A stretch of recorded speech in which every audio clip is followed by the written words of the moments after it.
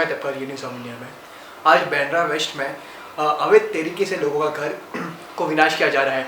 लोगों का जो आशियाना है उनको लोगों का कहना है कि सरकार, प्रशासन और अलग अलग गवर्नमेंट ऑफिशियल एक होकर एकता के साथ लोगों के घर को, लोगों के आशियाना को वे अवैध तरीके से विनाश कर रहे हैं। और यही आंदोलन में हमारे साथ लोगों के साथ और हमारे साथ जुड़ी है आफ्ताब सिद्दीकी जी, जो एक समाज सेवी है। वे हमें बताएगी कि ये जो सरकार लोगों को गुमराह करती है और लोगों के घर को विनाश कर रही है, उसका षड्यंत्र किस तरह से रचता है और किस तरह से वे लोगों को गुमराह करते हैं और लोगों को एक कठिन समय से गुजरने की राह पर लेके आते हैं। हमारे साथ मौजूद है आफ्ताब सिद्दीकी जी। सवाल रहता है आपका न्यूज़ ऑफ इंडिया में। आफ्ताब जी, किस तरह से आपका शुरुआत हुआ था? क्या किस तरह से आप जो आज सरकार और प्रशासन जो रहवासी है बांद्रा वेस्ट के, उनके ऊपर जुल्म करती है, तो आपको इंस्पायर किसने किया था ये, और किस तरह से आप एक रणनीति के साथ उतरते हो कि आप लोगों को ये सब जाल से बचाएं? जो भी प्रॉब्लम उनकी होती है, यानी कि जो SRA स्कीम्स का जो नेक्सस चालू है, स्लम रिहैबिलिटेशन स्कीम, जो सरकार ने बोला है कि हर एक को एक मुफ्त घर तो मिलना ही चाहिए। ओके, तो योजना तो तुम जो बना रहे हो वो बसे बसाए को उजाड़ के योजना अपनी बना रहे हो, तो दिस इज़ रॉन्ग। सबसे पहली बात। दूसरी बात ये है कि ये 3 इंडिपेंडेंट एजेंसी है, पुलिस, SRA अथॉरिटी और कलेक्टर। जब स्लम रिहैबिलिटेशन अथॉरिटी एक बॉडी है, कलेक्टर ऑफिस का क्या कंसर्न रहता है, मेरे आज तक ये समझ में नहीं आता। जब सारे प्लान्स, अप्रूवल, सारे सब लाना है तो एक ही रनिंग फाइल होनी चाहिए एक एडमिनिस्ट्रेशन ऑफिस के अंदर। इन्होंने बहुत स्मार्टली इस चीज़ को 3 बॉडी में डिवाइड कर दिया। तो अगर किसी बंदे को कोई प्रॉब्लम है तो वो बोलेगा ये कलेक्टर का बॉडी है, कलेक्टर के पास जाना है। SRA का है, SRA के पास जाना है। पुलिस बोलेगा SRA के पास जाओ, SRA बोलेगा कलेक्टर के पास जाओ, कलेक्टर बोलेगा। यही समझ में नहीं आता है कि वो आदमी जाए तक का, उसका घर तब तक तो टूट जाता है। तो इनको क्या फर्स्ट करना है कि पहले तो जब तक प्रोजेक्ट का पूरा जो भी पब्लिक की ग्रीवेंस है, मेजर फॉर्जरी तुम देखोगे सबसे ज़्यादा SRA में ही होता है। PAP लाने के लिए, क्योंकि जितना ऑक्यूपेंट ज़्यादा दिखाएंगे उतना उसको रिहैब जितना दिखाएंगे उतना सेल मिलेगा डेवलपर को। तो हमेशा हर एक SRA में, जहाँ तक कि मेरे एक्सपीरियंस में, मैं 2007 से देख रही हूँ ये चीज़। 2007 से बांद्रा में आज ये 2016 में ये चौथा SRA सेम लाइन में जा रहा है। पहला था पटेल कंपाउंड 3rd रोड पे, फिर था परेरावाड़ी, तीसरा जो मैं लड़ रही हूँ खुद HDIL दौलत नगर, चौथा आज जो मेरे सामने है मेरे ही घर के पीछे जो एक गाँवठान को वो लोगों ने SRA बना दिया। अभी गाँवठान और गाँवठान को वो डिफ्रेंशिएट नहीं कर पा रहे। ये रहवासी तो हेरिटेज प्रॉपर्टी में रह रहे हैं। ये कैसे स्कीम हुई यहाँ तक तो मेरे को मालूम नहीं है, लेकिन ये बंदे सब मेरे पास जनवरी में आए थे मदद मांगने के लिए, क्योंकि इनकी कोई सुनवाई हो रही नहीं थी कोर्ट के अंदर। और कोर्ट के जजेस के पास भी इतने 200, 300 केसेस है, वो इतनी शांति से एक पब्लिक को सुन नहीं पा रहे। तो मे भी उनका जजमेंट एक तरफ वन साइडेड रह जाता है, अनहर्ड। प्रे के हिसाब से जजमेंट्स जा रहे नहीं, तो फिर ये कौन से फोरम में जाए जब पुलिस इनकी मदद जो है इंडिपेंडेंट बॉडी इसको आइडेंटिफाई करने के लिए करप्शन वो मदद नहीं कर रही है, कोर्ट इनकी मदद नहीं कर रहा है, तो कहाँ सुनेंगे? ज़्यादा करके कोर्ट भी बोलता है कि SRA का हाई पावर कमेटी है, हाई पावर कमेटी दबाए। अभी आप बोलो जिसने चोरी किया वही एक बॉडी लेके बैठा है जैसे high power committee, third party होना चाहिए ना, कोई CBI या कोई थर्ड पार्टी इन्वेस्टिगेटिंग अथॉरिटी। वो कैसे बोलेगा कि मेरे ही ऑफिसर्स ने क्राइम किया? तो 90% तो ये सब बाहर हो जाते हैं। पब्लिक वैसे ही 10 साल 15 साल उसी पे लड़ी जा रही है और स्ट्रक्चर टूटे जा रहे हैं, बेघर बैठे हैं। Should SRA scheme must continue or it must be stopped? I am not against SRA। मैं सिस्टम के खिलाफ, गवर्नेंस के खिलाफ, मैं कोई अथॉरिटी या बॉडी के खिलाफ नहीं।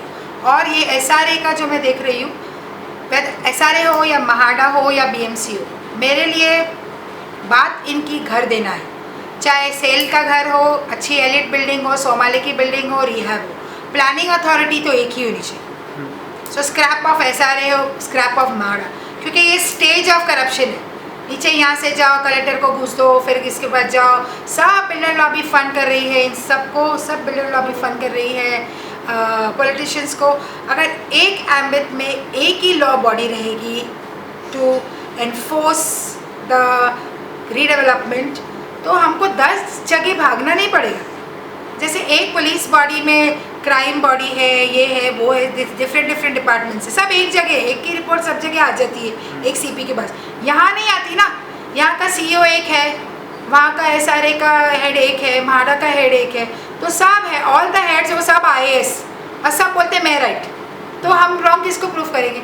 जब हम विकास की बात करेंगे, प्लानिंग की बात करोगे, तो हमको एक ही चीज़ रहना चाहिए। उसके अंदर तुम डिवाइड करो कि रिहाब ऐसे बनेगा, new build redevelopment of city कैसे बनेगा, सबब कैसे बनेगा, उसमें तुम डिविजन्स लाओ ना। क्योंकि जब तुम डीसीआर बुक देखते ना, डीसीआर बुक बीएमसी की निकलती है, एसआरए के कोई स्पेशल रूल बुक निकलती है, वो अलग है कि इस तरीके से प्रोसीजर्स फॉलो करो। लेकिन स्कीम्स जब गाउठन का निकलता है, सीआरजेड का निकलता है, एसआरए का निकलता है, तो ये तो प्लानिंग अथॉरिटी डीपी डिसाइड करके निकालता है ना, एसआरए आज तो नहीं निकाल रही है। So the whole issue of whether it is SRA or if it is a MHADA, it is an absolute fuss. ये सब step wise money making racket है। यहाँ से उठाएंगे हाई पावर पे भेजो। अरे हाई पावर कौन हाई पावर? इतना पावर कि अपनी बिल्डिंग की बुक चोरी को छुपा रहा है बैठ के। इसके बाद जाओ कोंकर डिवीजन, क्यों जाओ? हाई, ये सब स्टेप है, यहाँ से खत्म नहीं, यहाँ घूस, वहाँ घूस, सब जगह लाइक मिल बांट के एक चीज़ को कितने लोग खींच रहे। क्या जो जुडिशरी है क्या एक जोक बन के रह चुका है? जुडिशरी का कंसर्न नहीं है, क्योंकि ज़्यादा जोक नहीं है, उनकी भी मजबूरी देखो ना। आज वो प्राइम मिनिस्टर के सामने वो chief justice of Bombay high court आंसू बहा रहा था, क्यों? उसके दिल की बात समझो ना, कितने स्ट्रेस से गुजरते होंगे। अगर 25-30 हज़ार केस उसको डिस्पोज करने हैं, लाखों केस डिस्पोज करने हैं, एक जज एक दिन में बैठा है डबल बेंच में या सिंगल बेंच में 200 केस लेते हुए, 40 केस लेते हुए, तुम 10 नहीं सुन पाओगे तो 30-40 वो कहाँ से सुनेगा? इसलिए ना रोज़ डेट पे डेट मिलते जाते हैं, मतलब बोले तारीख पे तारीख, तारीख पे तारीख, तो तारीख तो आएगी ना, क्योंकि उसमें सुनने की शक्ति नहीं है।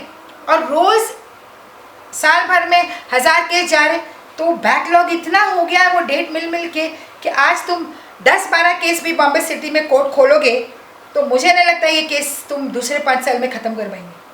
हाँ, आपको लगता है कि आप जो बीजेपी पहले कांग्रेस की गवर्नमेंट थी और आज बीजेपी की सरकार है, क्या दोनों में कोई डिफरेंस है गवर्नेंस को लेकर? अगर हम क्या बात करें, डिफरेंस दिख रहा है तुमको, बताओ।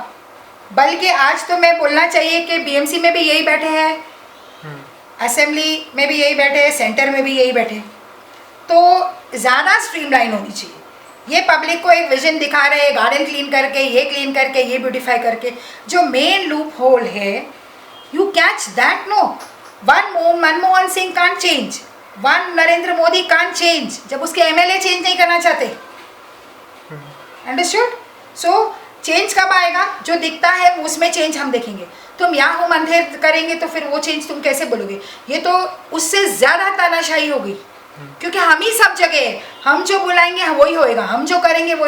ज़रूरी नहीं है तुम लिखो, तुम तो फ़ोन पे भी बात करते हैं ना, उसका रिकॉर्डिंग कौन रहेगा, कौन करेगा कि तुम कितनी मिसचिफ प्ले कर रहे। जैसे आपने बोला है कि वो गवर्नमेंट और ये गवर्नमेंट, इतनी तो तुम भी मीडिया को मालूम होएगा कि इसमें पॉलिटिकल हाथ होता है। पॉलिटिकल हाथ के बगैर तो ये चीज़ें नहीं बनती। एरिया के local representative, specially MLA MP को तो मालूम होता है, यही विकास और योजना की बातें करते हैं वहाँ जाके असेंबली में, जब ही सभा होती है विधानसभा में। तो फिर जब तुमको यही नहीं दिख रहा, एक बात मैं बताती हूँ आपको। अभी बीएमसी के हाउस में असेंबली में अमित साटम ने एक आवाज़ उठाया कि इतना करप्शन हो गया, सिट बेटा एसआईटी का रिपोर्ट मंगाओ। मैंने उनको 2 ईमेल भेजा है, मेरे एमएलए और वहाँ के एमएलए। तुम हाउस में इतना चिल्ला रहे थे, मैं तुमको ये क्लासिक केस तुम्हारे कॉन्स्टिट्यूंसी का दे रही हूँ, तुम लेते क्यों नहीं? आज तक उन्होंने मुझे जवाब नहीं दिया। तो जो फोरम पे हमको जाके दरवाजे को खटखटाना है, वही चोरी कर रही है, वही मिली हुई है, तो किसके पास जाएगी पब्लिक लड़ने के लिए? ऑब्वियसली पब्लिक रोड पे आएगी। हाँ, अगर हम देखते हैं तो आपकी जो लड़ाई है ये आंदोलन से अलग नहीं है। आपकी लड़ाई एक आंदोलन जैसी है, लेकिन आंदोलन हमने देखा है, जयप्रकाश आंदोलन देखा है, अन्ना हजारे आंदोलन देखा है। आंदोलन कब हो जाता है कि आफ्ताब सिद्दीकी को राजनीति में नहीं आना चाहिए? जब भी ब्रिटिश गवर्नमेंट से हम लोग लड़ रहे थे तभी हम लोग सत्ता में नहीं थे, राइट? वो एक लाइक माइंडेड ग्रुप था जो लड़ रहा था चेंज करने के लिए गवर्नमेंट को। बहुत सारे लोग जो डेस्क पे बैठे, चाहे वो बीएमसी में हो, पुलिस में हो, एसआरए में, महारा में हो, पॉलिटिशियन भी हो, है यहाँ लोग अच्छे काम करने वाले, तो वो अच्छे काम करने वाले में हम लोग सहयोग देने में तैयार है ना। और वो सत्ता का पत्ता भी बदली करने वाली पब्लिक ही थी ना, पब्लिक ही चुन के लाई, पब्लिक ही बोल रही है। तो रेवोल्यूशन जो पब्लिक लाएगी ना, वो और कोई नहीं ला सकता, क्योंकि आज तुमको हाउस में पास करना है एक पब्लिक का स्टैंड लेके।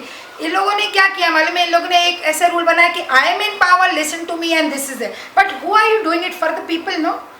तो मैं चाहती कि ये कम्युनिटी बने, अवेयरनेस की, अवेयरनेस से हम ऐसे मल्टीप्लाई हुए इन नंबर्स और जागरूक हुए कि भाई अगर आज ये मेरी प्रॉब्लम है तो कल ये तेरी है। यहाँ लोगों को अवेयरनेस नहीं है। जैसे आपने स्टार्टिंग में मुझे पूछा कि क्या स्कीम चलना चाहिए, स्कीम ये चलना चाहिए कि जिसका ये बॉडी है, एसआरए डेवलपमेंट, सारी फाइल उसी के पास होनी चाहिए, एक ही बॉडी में, और उसका कनेक्शन डायरेक्ट पुलिस के साथ 1 to 1 में होना चाहिए, कोई कलेक्टर विलेक्टर बीच में नहीं चाहिए, और सब अपलोड करो। पब्लिक का कंप्लेन भी इन्होंने क्या किया ना, सब सिस्टम में कंप्लेंट नहीं फाइल कर रही, समझे? तो ये सिर्फ डेवलपमेंट की जितनी प्लान है, अपडेट, अमेंडमेंट, आईओडी, सीसी, ये सब प्लान करें। आप कोई भी साहब के अंदर पब्लिक की कंप्लेन नहीं देख रहे, तो तुम बोलते ना हमने तो ट्रांसपेरेंसी रखा है, कई की ट्रांसपेरेंसी रखा है? फाइल जो प्रॉब्लम की है ना, जो बता रही है कि फौजरी, उसको तो तुमने अलग करके रखा है। So how are you going to succeed?